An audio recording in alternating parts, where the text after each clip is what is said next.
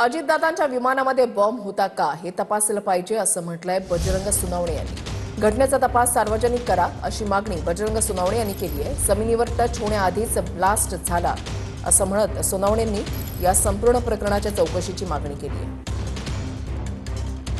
दादांची सकाळी उठल्यापासूनची जी प्रक्रिया झाली, दादांची मोमेंट झाली, ती मोमेंट सगळी आली पाहिजे।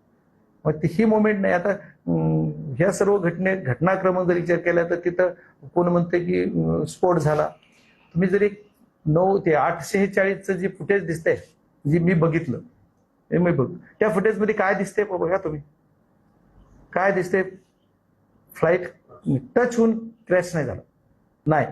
त्याच्यात मला जेवढं कळतंय, ठीक आहे, तुम्हाला क्रॉस झालं, टिल्ड झालं, ठीक आहे, पण जमिनीला टच व्हायच्या अगोदरच ब्लास्ट झालाय। कारण ब्लास्ट मध्ये सुद्धा इंजिनचा जो फ्रंट पार्ट आहे तिथले लोक उडलेत बाहेर अगोदर, त्याच्यानंतर जमिनीवर टच होऊन स्फोट झालाय, त्याच्यानंतर दुसरा स्फोट दिसतोय। म्हणजे मग ही घटना काय असू शकते? त्याच्यात संशय नाही का त्याच्यात बॉम्ब होता का? इंजिन असं ब्लास्ट झालं, खाली न टच होता?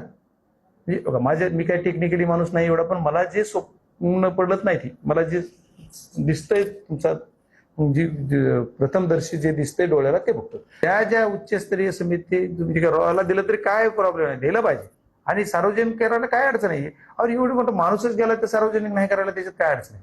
तुम्ही त्याच्यात 100% केलं पाहिजे, माझं स्वतःचं मत आहे, केलं पाहिजे सार्वजनिक, काय प्रॉब्लेम? काय झालं याची सगळी चौकशी, त्याच्याकडे रेकॉर्ड होते ना सगळं।